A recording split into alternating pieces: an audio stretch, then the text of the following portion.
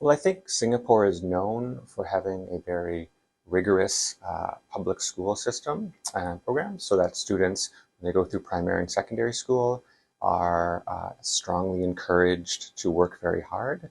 So we see with Singaporean students that they're also at university working very hard, and most of the students that I've taught have been very, very hard workers. So um, that's that's something we see.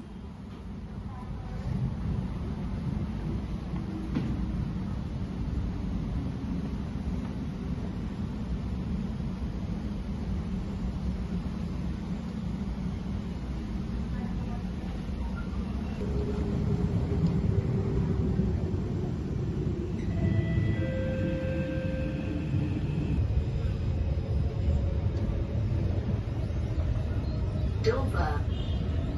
Please do not eat or drink in stations or on board trains. Thank you. I find that generally university students, I mean, based on experiences and all, um, they have a lot more workload, but not just academic wise. They're doing a lot more outside.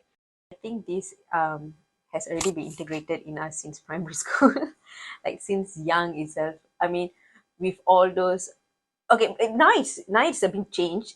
It's changed. Even the grading system has changed for PSLE and O levels and all. But the students now in uni, right? I mean, 10, 20 years ago, they were still in the old education system where, there's going to be like the top student of the month, spelling bee, and then they will have like this badge or their name up on the wall. So I think the competitive nature has started from a very young age. So they always needs to be like, and then there was also this ranking system in the report book. Yeah. So I think it's already in their head. And when it comes to uni, also, I mean, uni is a whole different ball game. Everyone, and after this is they're going to the workforce, right? So they really feel like they need to be like the best of the best. So competitive, definitely, and this of course increases the stress. And another thing why I can really say the Singaporeans students are a lot more competitive is we have exchange students who do like a semester with us and all. And I actually see those exchange students because for them, this is very stressful. It's extremely, extremely stressful for them. And I'm like, so what's so stressful? Oh, I mean, I do understand the stress. I'm like, so how is it so stressful for you? Then it's like, oh, because the moment like someone gives out the assignment, they immediately want to work towards it. Like it's there and then already they start doing their mind map and their timeline and all. It's like they can't chill. And they are working with fellow Singaporeans. So really very competitive, that's for sure. For me, I guess maybe I'm a little bit more stressed compared to the rest because I need to fork out a little bit more time than others. Um, Lessons probably could be around, I guess, 20 odd ish, close to 30. But to be proficient in my academic field, I roughly say effectively I've got to spend about 48 hours or more per week just to grasp certain content knowledge. And if we were to talk about skills, I need to spend an extra 12 hours to pull out from my weekends too. So currently I'm in my year three, right? So I'm taking three level four mods and also one UE currently. So usually my classes would be in the morning from 9:30 to 1:30. So usually for like level four, it's like kind of seminar classes, right? So it's about 4 hours, but usually 3 hours of like presentations by the teacher, and then 1 hour will be discussions.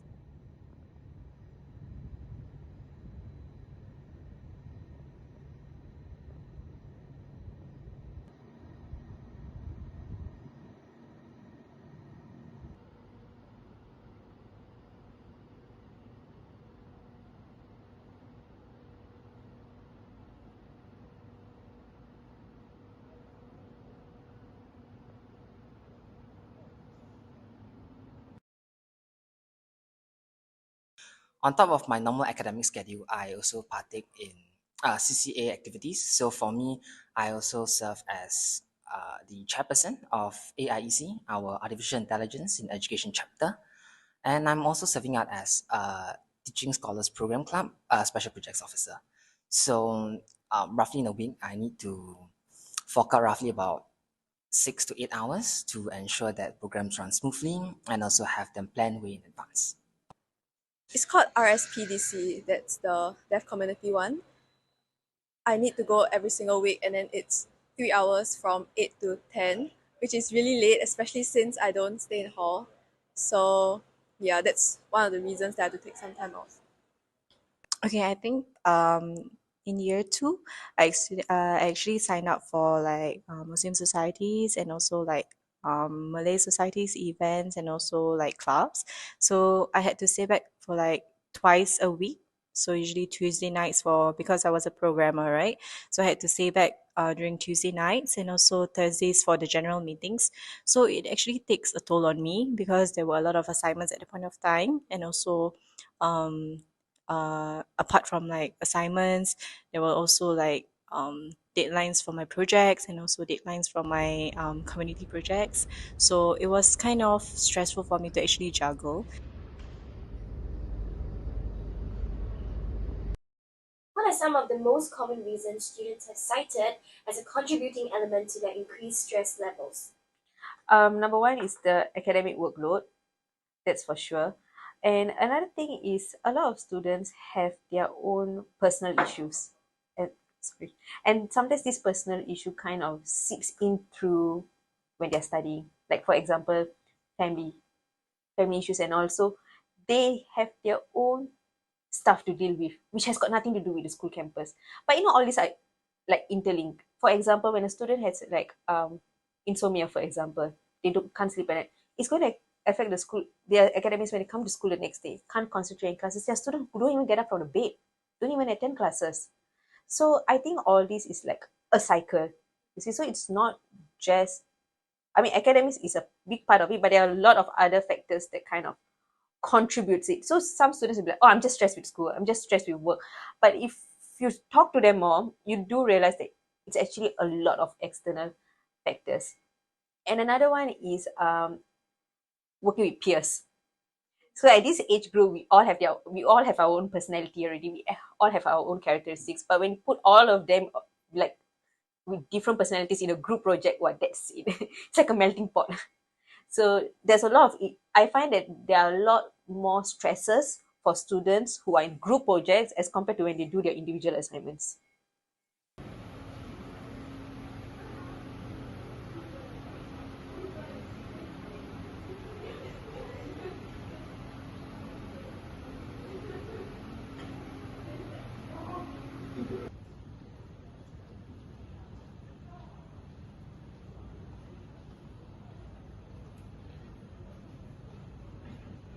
I think generally Kiasu culture is about being fast and about being the ones being the best in terms of Singapore's culture.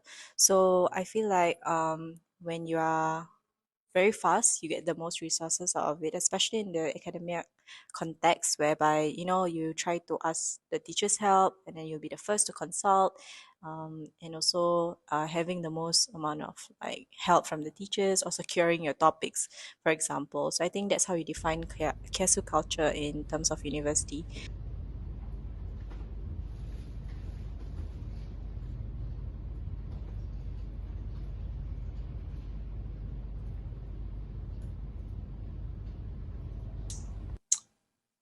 The Kiasu culture actually, uh, I would say, forces an individual to compare with individuals of the same cohort. Students who actually don't believe, or if I may put it much more clearly, uh, will not allow the Kiasu culture to take over them or get in their heads. They would definitely feel a lot more, I would say, comfortable, a lot less stressed, and a lot more relaxed during their university tenure. I think outside uni, one part of Kiasu culture that I see regularly is like if you see a store has like a really long queue, then you may be more inclined to go and queue up to similarly get whatever that they're queuing for, even though you may not even know what they're even queuing for, or you may not really be interested in the product in general. And I think it's just a manifestation of our competitiveness in general. Mm, yeah, that's pretty much it.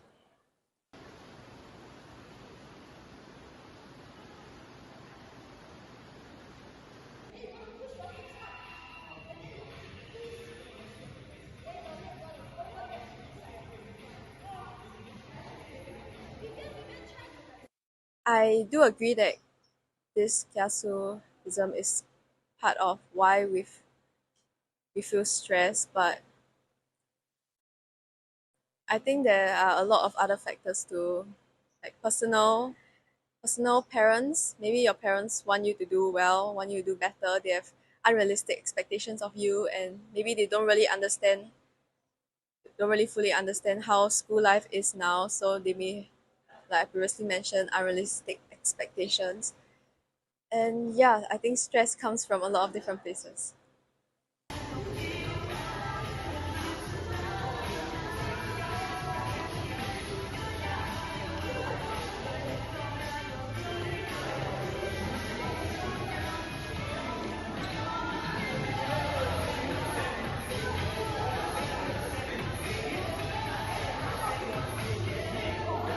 It's hard, I think, for me to know exactly the motivations of students when they work hard. Are they doing this because they, as an individual, want to succeed, or whether they're primarily looking at getting a better grade than the other people in their class and kind of competing that way.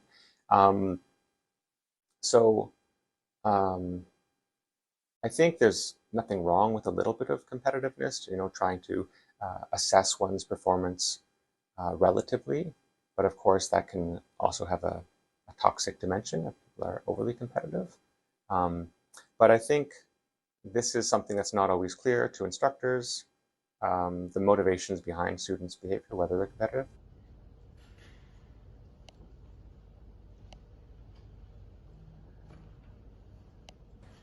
Mostly competitiveness. I mean, it's true. We all want to do well, and what's the and realistically speaking, like when you go out to find a job, it doesn't matter how well you do.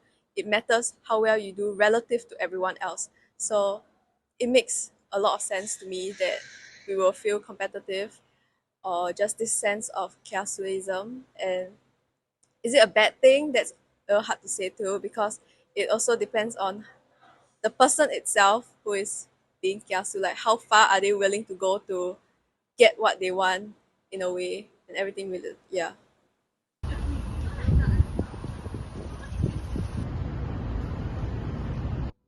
One is exam period in general. Another one is the new year, new sem, but that is mostly for the freshmen because it's a transition from wherever they came from, right? Um, so like in the August, September, right, it's usually more of the year one students, and then the generalized exam period, and also the FYP students because it's final year project and all. There is um, structurally this increasingly global labor market in which people around the world are competing. And so there's a recognition that because of this, on the one hand, increasingly global labor market, and on the other hand, an increase in kind of precarious and flexible work that has expanded, that I think that structurally puts a lot of pressure on young people, university students, who see that they need to get certain grades to get to the next step in their career. And it can have this sort of negative or harmful impact on mental health issues. There may be also, like you mentioned, this kind of cultural factors, but I would place less emphasis on them, or at least I wouldn't treat them independent of these bigger structural factors, because I think that a lot of the things, the challenges that Singaporean students are facing are similar to the kind of challenges that students are facing, university students are facing around the world.